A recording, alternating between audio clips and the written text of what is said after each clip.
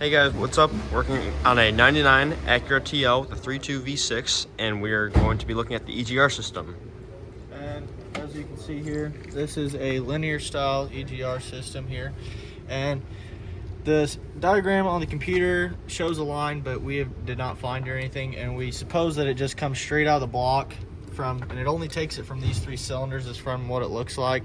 So we may look into that further and let you know. So this is only controlled electrically because it's a linear system, and Connor's going to show you the wire pinout of it. All right, so here's the wire pinout. I printed it out. Look on the connector. Wire number 1, the black and white, is the EGR valve lift sensor output. Sensor 2, which is the green and black wire, it's in the middle right there, is just a sensor ground.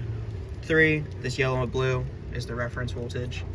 You can't really see here. I'll unplug it.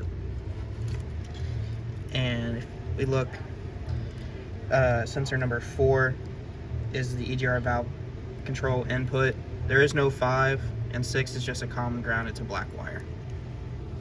Alright, we're going to resistance test the EGR valve solenoid here. We didn't find any specific readings, but we did find where it said in the all data, it said to do a test, and it said if it has 100 kiloohms or higher, replace EGR valve, and that's between pin 1 and pin 2, and it said if there's more than 100 kiloohms or higher between pin 1 or pin 3, replace EGR valve. So we're going to test those resistance right now and see what we get. And if we get anything over 100 kiloohms, we should replace the EGR valve.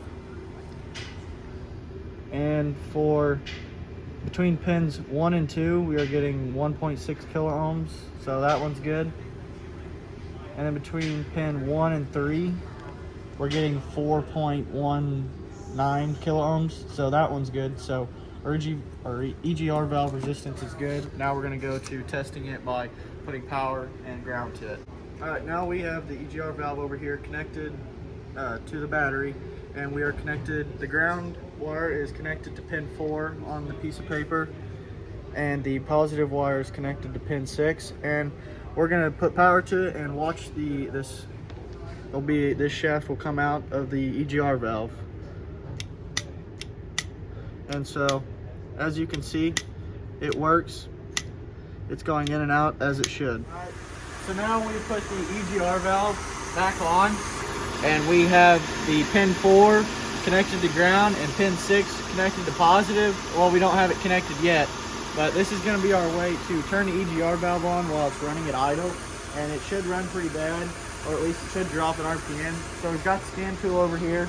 Right now we're idling at about 1,000 RPMs, and I may be able to have you watch out as I connect the EGR valve, and you'll be able to see it. Get it in the right position. Alright, I'm going to connect it now, and we'll see what it does. Ooh, it really doesn't like that. I dropped down to 217 RPM, it said. We could probably even kill it if we wanted.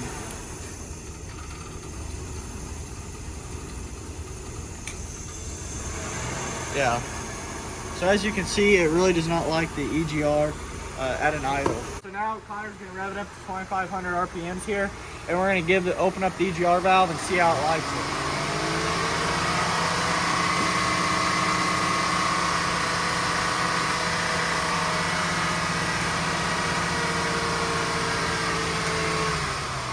So as you can see there, that was more than 2,500. That was like 3,500.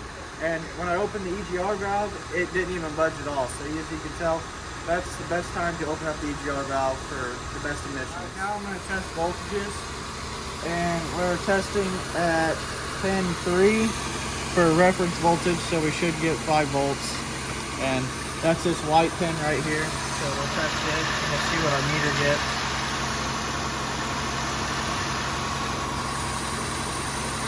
Right at 5 volts about. And then the next one we're going to test is the reference 5-volt reference wire.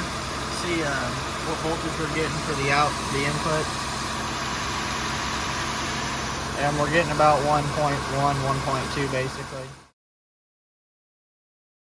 Alright, we're doing the PCV system on this vehicle CERN from 2011, and right here is our PCV system, and I'm going to pull it off and I'll show you. It's a fixed orifice type, so if you go down in here, see if I can get a best look at it possible. As you can kind of see there, there's a very small hole. There it goes. There's a very small hole in there, so it's a fixed orifice style, and we're gonna be doing some tests on it today. We're gonna demonstrate the vacuum it's pulling on the crankcase ventilation. So we have this piece of paper on the oil fill cap here, and we've had it sitting here for a little bit.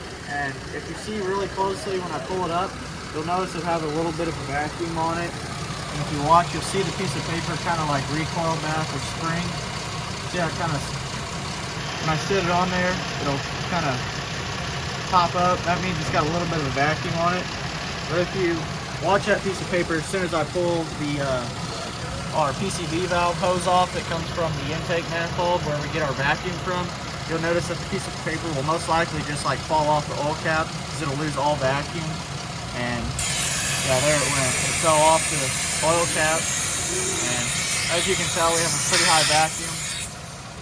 But if I plug it off, I most likely can get this to stay.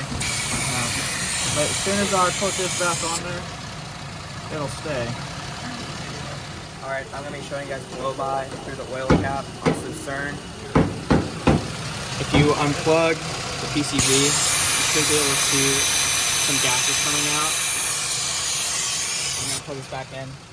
That happens because essentially the PCV is unplugged, so there's no vacuum being pulled in by the intake, so it's just venting out from the oil cap.